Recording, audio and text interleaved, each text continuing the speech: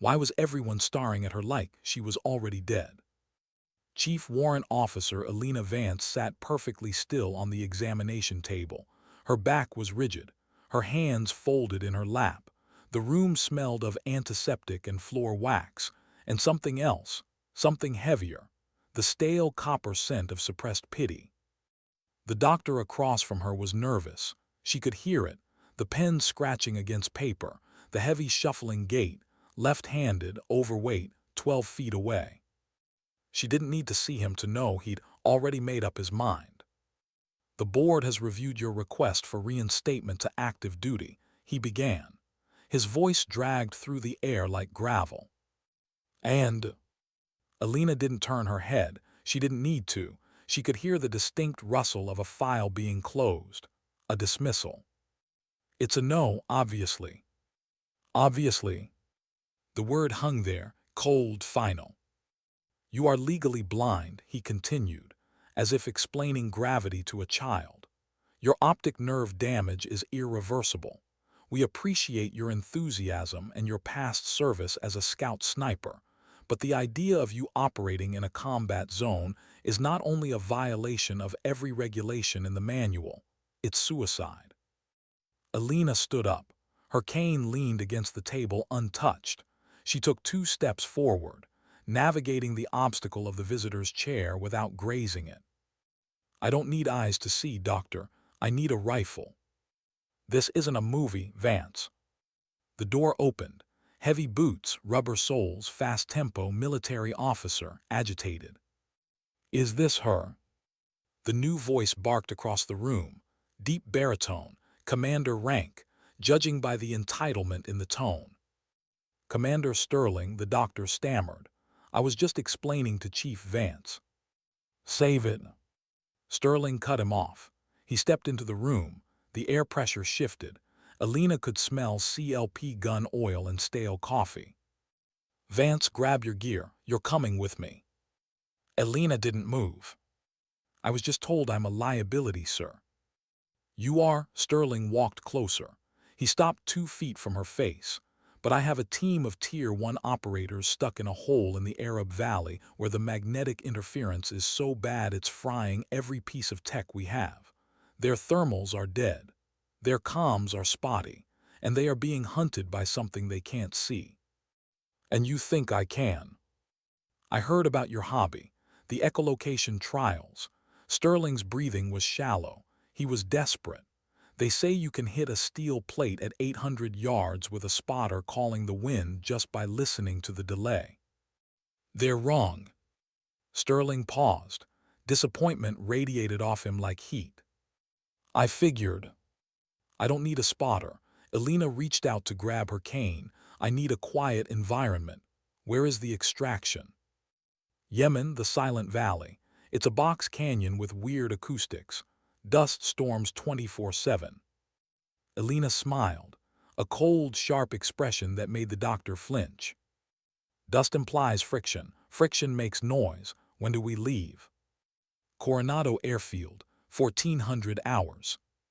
The heat of the tarmac didn't affect her, but the sound of the idling C-130 Hercules was a physical weight pressing against her chest.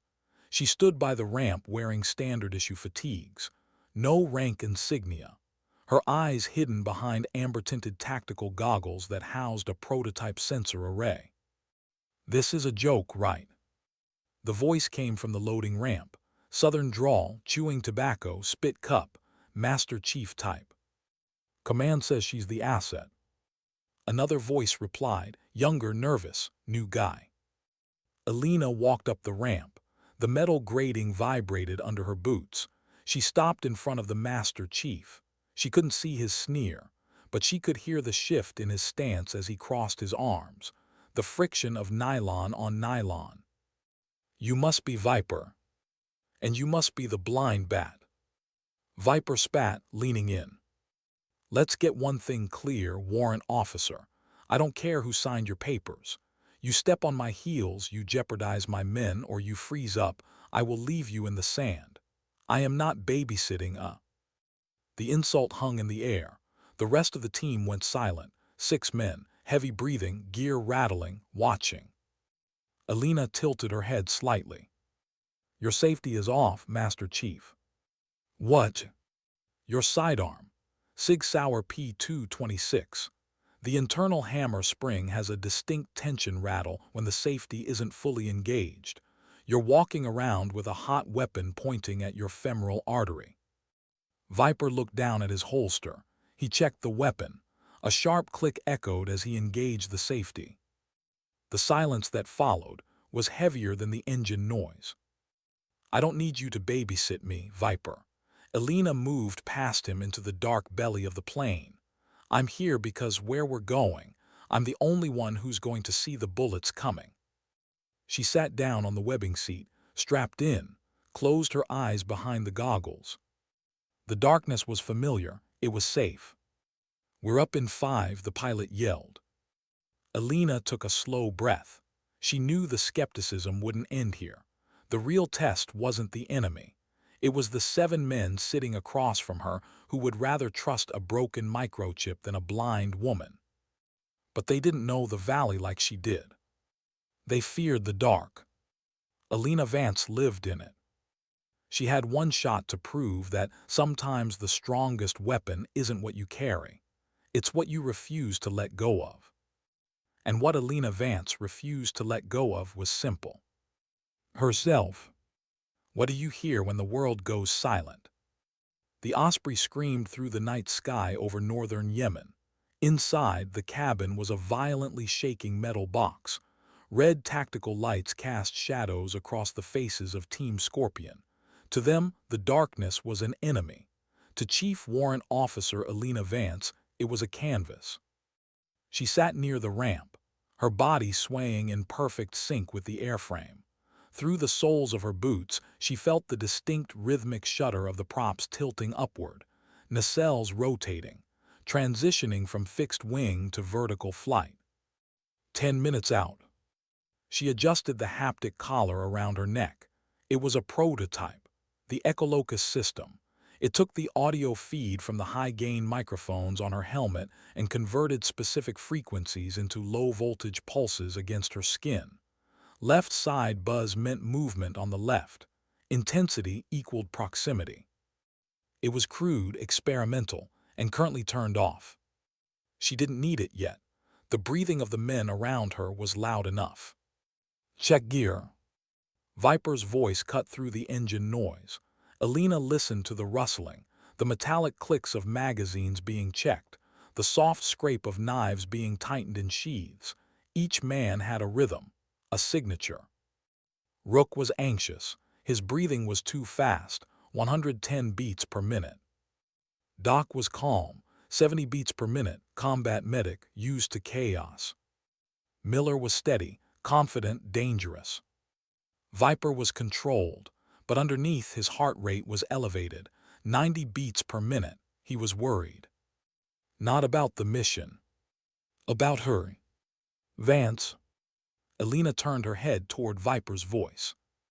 You stay on comms. You stay behind the line. You do not engage unless I give the order. Understood. Understood. Viper didn't believe her. She could hear it in the way he exhaled. The skepticism was still there. It was in every breath, every glance, every unspoken word. She didn't blame him. How could you trust someone who couldn't see the enemy? How could you trust someone who claimed to hear what no one else could? 2 minutes. The Osprey banked hard. Alina's stomach lurched. The ramp began to lower. The sudden rush of desert air hit her like a physical force. Hot, dry, abrasive. The sound changed instantly. The enclosed roar of the cabin became an open howl. The valley. She could hear it now, the wind scraping over jagged rock, the distant hum of sand being lifted and scattered. The valley had a voice, and it was singing. Go, go, go. The team moved, boots hitting sand, gear rattling, voices shouting over the engine noise. Alina stepped off the ramp last. Her boots sank into the soft sand. The Osprey lifted immediately. The rotor washed through a wall of dust into the air. And then it was gone. The silence that followed was deafening. Form up, Rally Point Alpha, move. Viper's voice crackled over the radio. Elena followed the sound of footsteps. The team moved in a tactical column. She stayed in the middle, her rifle slung across her chest, her hands resting on the shoulder straps of her pack. She didn't need to see the terrain. She could hear it. The way sound bounced off the canyon walls, the way the wind curved around obstacles, the way sand shifted under pressure. The valley was a box, high walls on 3 sides, one exit, and somewhere inside a hostage, an intelligence officer captured 2 days ago. They had 24 hours to get him out before the militant group executed him on video. But there was something else in the valley, something the drones couldn't see, something the satellites couldn't track. A ghost. A sniper who had killed 3 coalition soldiers in the last month. Always one shot, always from an impossible distance, always when the tech failed. The thermal scopes would go dark, the radios would crackle, and then someone would drop, dead before they heard the shot. That's why Sterling had called her. Not because he believed in her. Because he was desperate. Contact left. The team dropped. Elena crouched. She turned her head toward the left canyon wall. She heard it before anyone else. The faint scrape of a boot on rock, 200 meters. Elevation 20 meters. Hostile single target, armed. How do you know? Viper hissed over the comms. His rifle strap is loose. It's rattling against the stock. AK pattern, 7.62 by 39. Rook, take the shot. Elena heard Rook shift, the suppressor kissing the stock, the soft click of the safety disengaging. The shot rang out, a muted crack, a second later a distant thud. Target down. But Elena's heart sank. Rook had missed. She heard the bullet hit sand 30 meters to the right of the target. The hostile had moved. He was running now, and he wasn't alone. Multiple contacts, they're flanking. Viper's voice was tight. The team pivoted, rifles up, but the dust was too thick. The thermals were useless. The canyon walls were reflecting heat signatures like mirrors. They were blind. Elena closed her eyes behind the goggles. She let the world fall away. The panic, the shouting, the fear. And she listened. Scrape, thud, heartbeat. 3 targets, moving fast, 30 degrees left, range 400 meters, elevation -2. Vance, stand down. Viper grabbed her barrel. There's nothing. The shot left the chamber before Viper could finish. A second later, the distinct wet sound of a body hitting gravel echoed off the canyon walls. Target down. Elena cycled the bolt. 2 left, they're running, and they're loud. Viper stared at her. She couldn't see his face, but she could hear his heart rate spike, 120 beats per minute. He was afraid. Not of the enemy. Of what she could do. How do you kill what you can't see? The question haunted Viper as the team moved deeper into the canyon. The dust storm was getting worse. Visibility was 0. The thermal scopes were dead. The radios were crackling with interference. And yet, Chief Warrant Officer Elena Vance moved through the chaos like she owned it. She was 3 steps ahead, her rifle low, her head tilted, listening. Contact 2 o'clock, 150 meters. Viper didn't question her this time. He raised his fist. The team dropped. Rook, confirm. I can't see anything, boss. Vance. Elena's voice was calm, steady.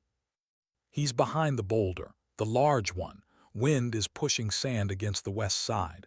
The friction creates a low hum. He's breathing heavy. 75 kilos, maybe 80. Nervous. Amateur.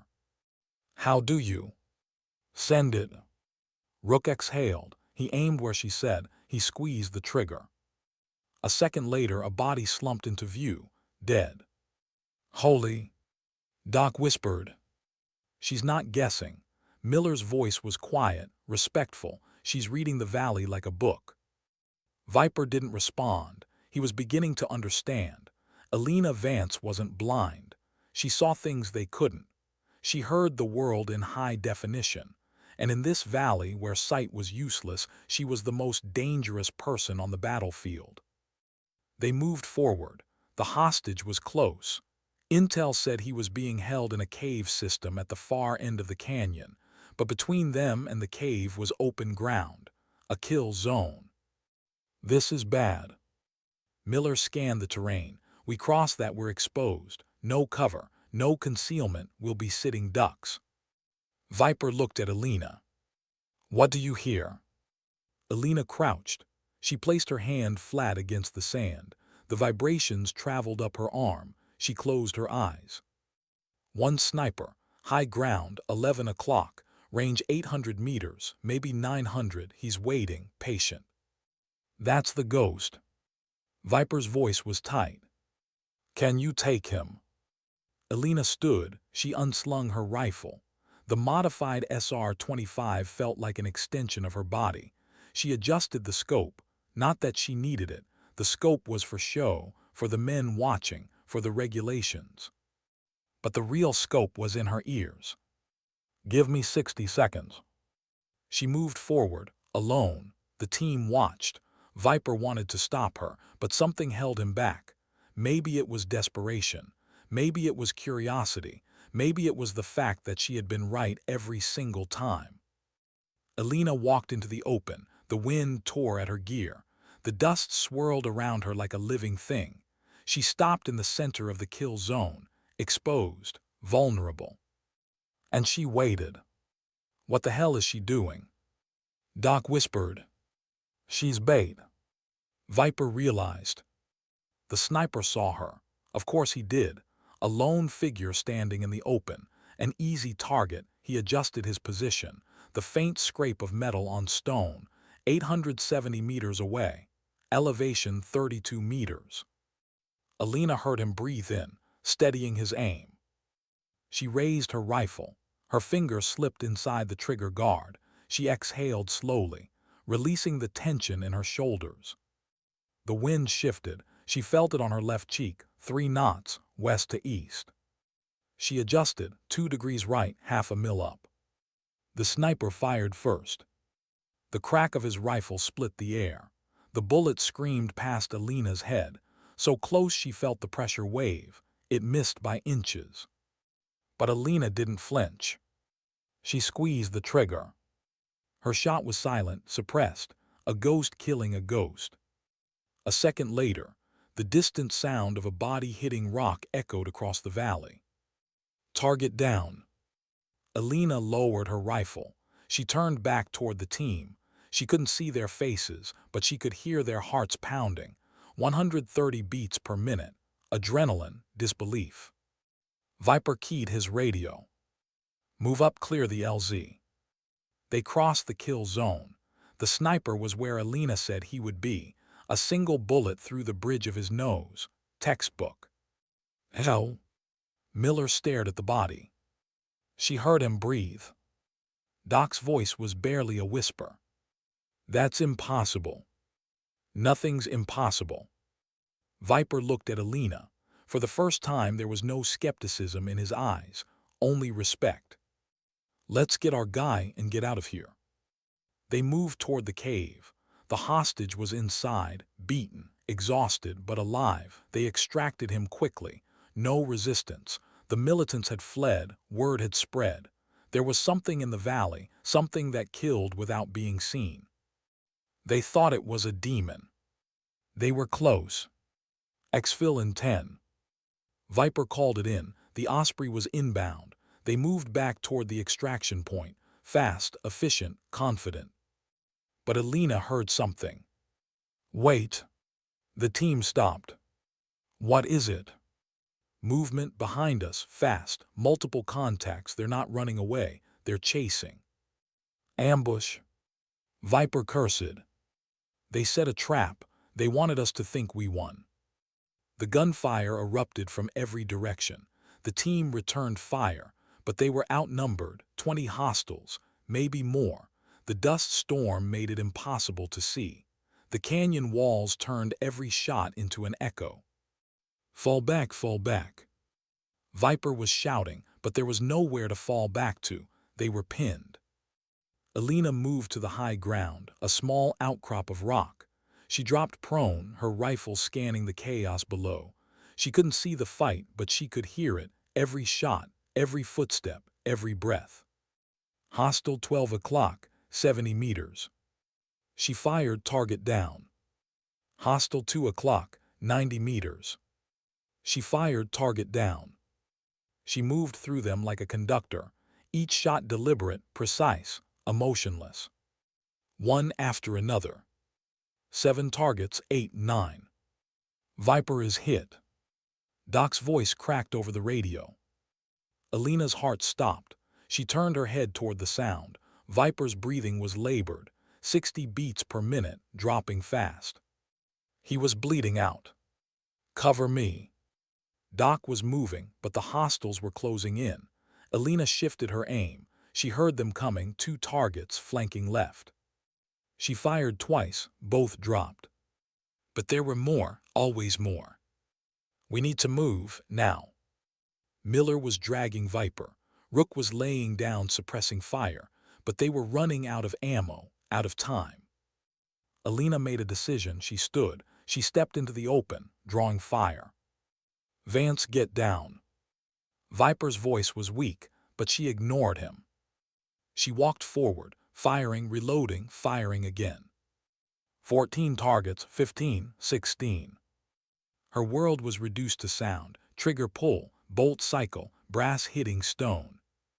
17, 18. The Osprey roared overhead. The ramp lowered, the team scrambled aboard. Alina was the last. She turned, one final scan. The valley was silent again. 26 hostiles, all down. And Alina Vance had heard every single one of them fall. Can you survive what you can't see coming? The Osprey's engine screamed as it climbed out of the valley. Inside, the cabin was chaos. Doc was working on Viper, his hands covered in blood, his voice steady but urgent. Stay with me, Master Chief, stay with me. Viper's eyes were glassy, his skin gray, but his hand moved. Weak, trembling, it reached for Alina. She was sitting against the bulkhead. Her ribs were broken, her face bruised, her fingertips raw from the rough stone, but she reached back. She hooked her pinky around his. The grip tightened. An acknowledgement. We made it. Vitals are stabilizing. Doc shouted over the intercom. She's got a pulse, weak but it's there. Broken ribs, probable concussion, exhaustion, but she's not bleeding out. Alina closed her eyes. The roar of the engines became a lullaby. The chaotic noise of the cabin faded. She didn't need to listen for threats anymore. There were no footsteps in the sky, no echoes. For the first time since the IED in Helmand took her sight, Alina Vance didn't feel the need to map the room. She was floating. ETA to Fleet 30 mics. The pilot announced, "Get the trauma team on the deck. We're bringing in heroes." Alina let go. She let the darkness take her. But this time it wasn't the darkness of blindness. It was the darkness of rest. Mission complete. She woke in a hospital bed 72 hours later. The silence was different, sterile, artificial. It hummed with the electric buzz of EKGs and the rhythmic whoosh of central air conditioning. "Chief Vance, are you listening?" The voice belonged to Captain Holbrook, Office of Naval Intelligence. He was standing at the foot of her bed. Beside him, a JAG officer scribbling notes. "I hear you, Captain." Alina's voice was raspy. "You've said the same thing 3 times. You want me to sign the statement?" "It's for the good of the service." Holbrook's tone was smooth, practiced. "We cannot have a report circulating that a blind analyst picked up a sniper rifle and engaged 26 hostile combatants. It violates every physical standard in the Navy. It makes the SEALs look incompetent. It makes command look reckless." "So what happened in the valley, Captain?" Alina turned her head toward the window. She could hear the faint murmur of the Pacific Ocean. According to this report, Holbrook tapped the folder. Master Chief Sterling and his team engaged a superior force. You provided acoustic intelligence support from the rear. You are a passive asset. The kills are credited to the team. Elena smiled, tired, cynical. And the sniper, the ghost.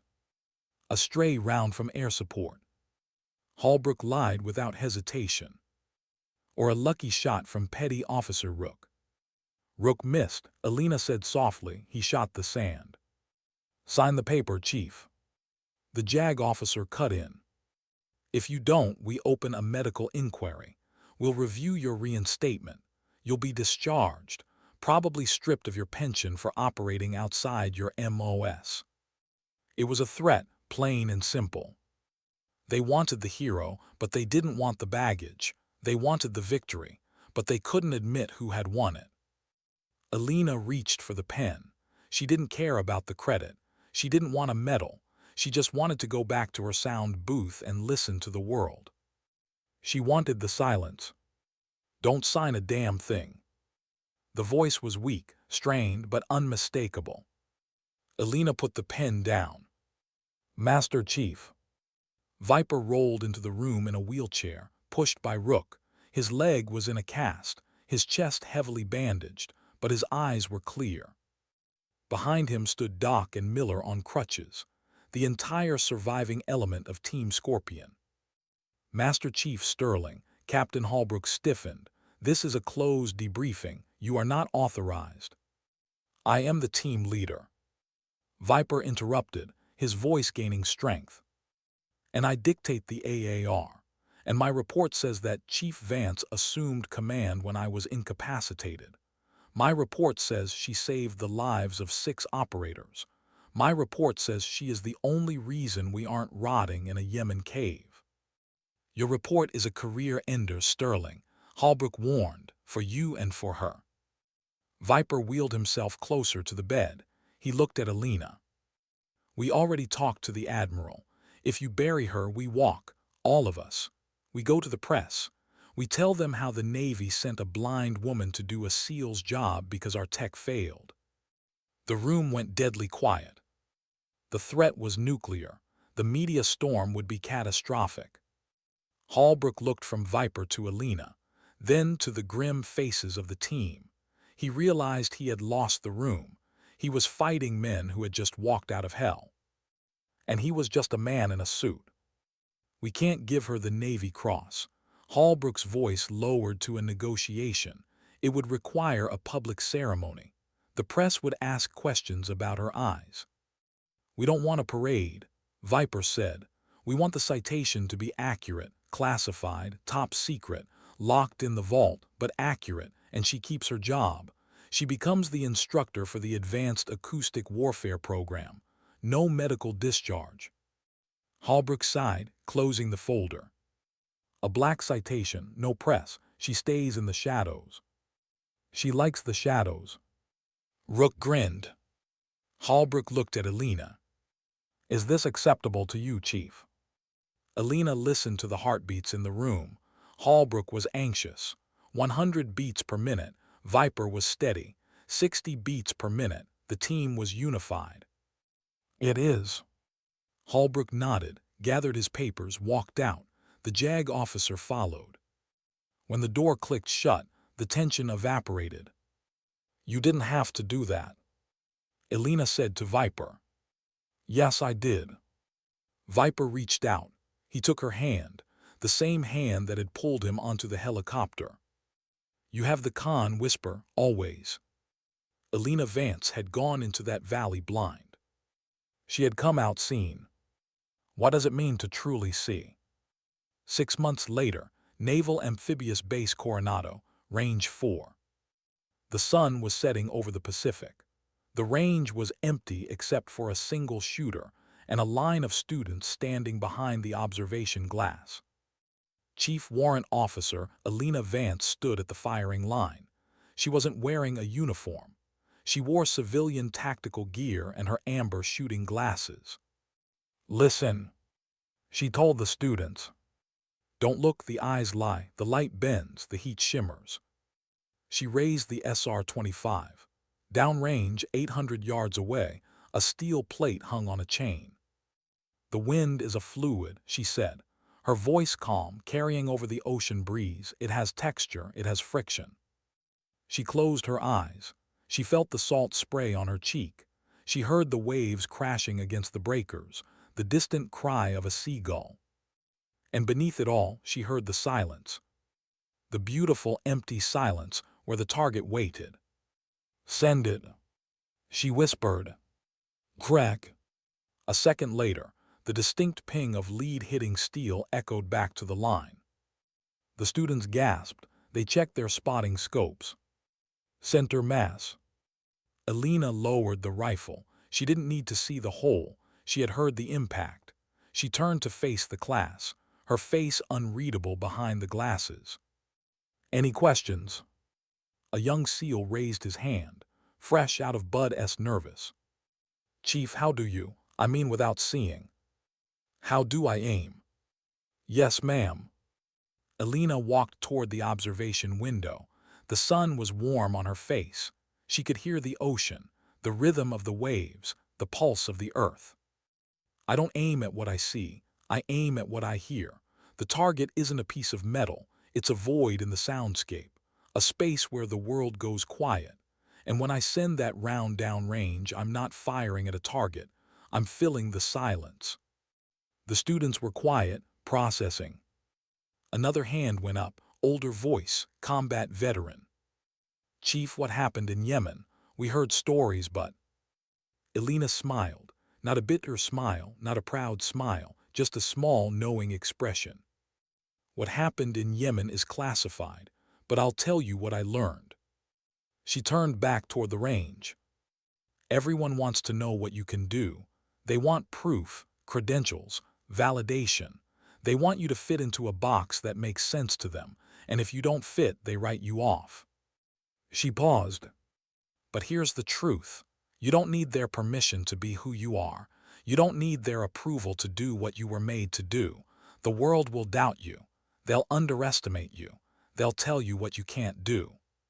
She raised the rifle again, without looking, without aiming, just listening.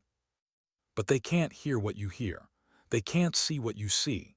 And when the moment comes, when everything falls apart and the tech fails and the world goes dark." She fired. Another ping, another perfect hit. "You'll be the only one standing in the light."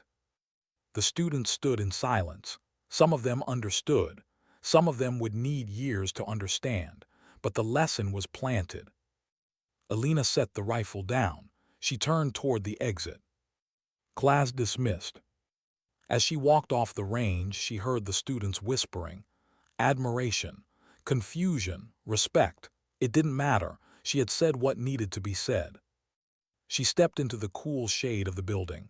Her cane tapped softly against the concrete. She didn't need it, not really, but it was a reminder, a tether, a piece of who she was. "Chief Vance." The voice came from behind. She stopped, turned. "Commander Sterling." "Walk with me." They moved through the corridors of the base, past the training rooms, past the trophy cases filled with plaques and medals and memories. "I got a call yesterday," Sterling said, "from the Pentagon. They want to expand the program. Acoustic warfare training for all special operations units. They want you to lead it." Alina didn't respond immediately. She listened to Sterling's footsteps, confident, measured, respectful. "What did you tell them?" "I told them I'd ask you first." They reached the exterior door. The ocean breeze rushed in, salty, clean, free. "I'll do it," Alina said, "on one condition." "What's that?" "No publicity, no interviews, no press. I train the operators, I teach them to listen, and then I disappear." Sterling smiled. "Deal." He extended his hand. Alina shook it, firm, final. As Sterling walked away, Alina stood in the doorway. The sun was setting. She couldn't see the colors, the oranges and pinks and purples, but she could feel the temperature shift, the day cooling, the night arriving. She thought about the valley, the dust, the gunfire, the silence. She thought about Viper, Doc, Miller, Rook, the men who had stood for her when she couldn't stand for herself. She thought about the 26 hostiles, the ghost sniper, the impossible shots. And she realized something. She hadn't been proving herself to them. She had been proving herself to herself. That she was more than her disability. That she was more than the milky white eyes, and the cane and the pity. That she was a weapon, a shield, a protector. And she didn't need anyone's permission to be that. She walked into the fading light, her cane tapping a steady rhythm, a heartbeat, a pulse. And behind her, the students filed out of the observation room.